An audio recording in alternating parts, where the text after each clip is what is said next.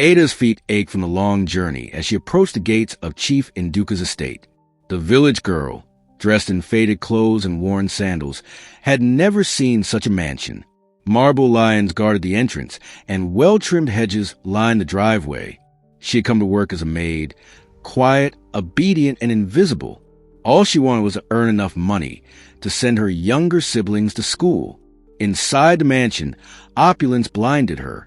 The floors gleamed like mirrors, chandeliers hung like floating stars, and servants scurried about like ants.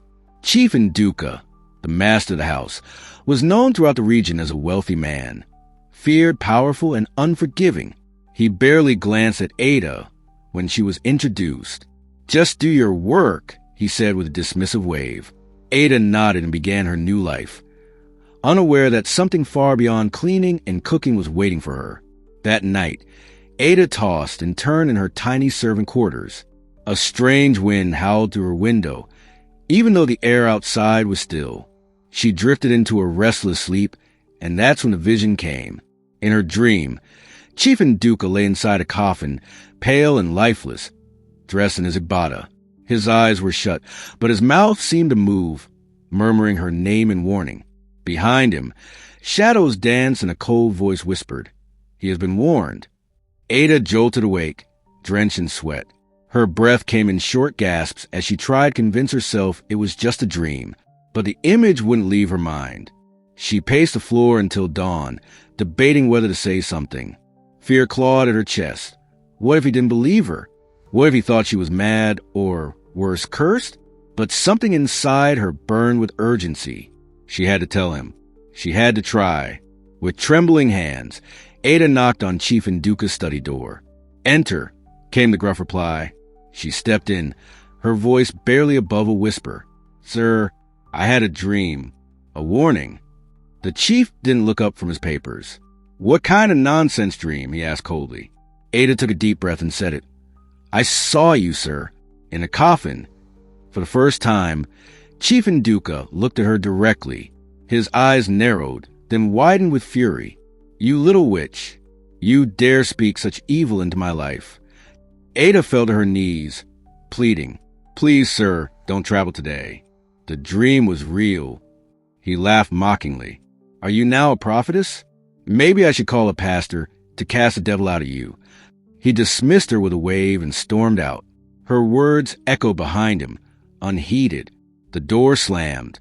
The warning was given. The clock had started ticking. Chief Nduka's black Range Rover purred like a beast as it rolled out of mansion gates. He grumbled about superstitious villagers and house girls with foolish visions. His driver had called in sick, so he decided to drive himself. After all, who could drive better than him? As he turned onto the expressway, the skies darkened unusually, though the weather report had predicted sunshine. Not 5 minutes into the journey, a hawk suddenly slammed into his windshield with a loud thud. Blood and feathers smeared the glass. Startled, Chief Nduka swerved slightly but recovered. He cursed under his breath, flicking on the wipers. Then the radio began to stutter. Static, then a voice. But it wasn't any channel he recognized. "Turn back," it whispered. He froze.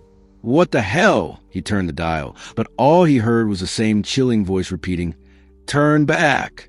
Still, he laughed nervously and kept driving. The deeper Chief Nduka drove into the forest road, the more unnatural things became. A thick fog rolled in from nowhere. His GPS glitched. The signal bars vanished from his phone. Then he noticed shadows darting between trees. Figures just out of sight. His knuckles tightened around the steering wheel. Sweat formed on his brow. Still, he refused to turn around. "Just bush people games," he muttered. Then came the final sign. A woman stood by the roadside, dressed in white, holding a palm frond. She didn't wave. She didn't move. She just stared directly at him, her eyes glowing faintly. For a moment, Chief Nduka's foot eased off the accelerator, but pride pulled him forward. "I'm Chief Nduka. Nothing can touch me." Moments later, the road curved toward an old bridge, the only way across the ravine.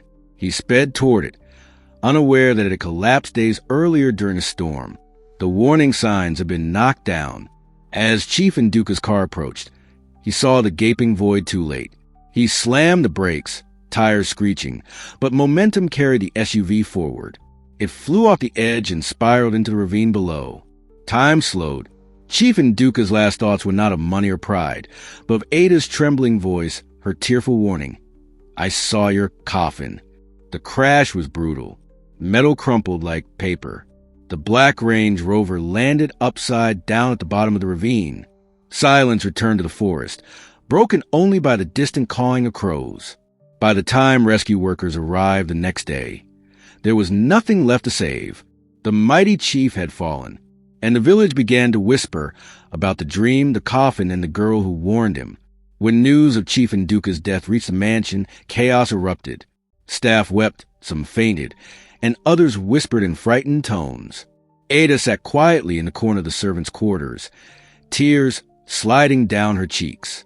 She didn't rejoice. She didn't gloat. She only prayed for his soul.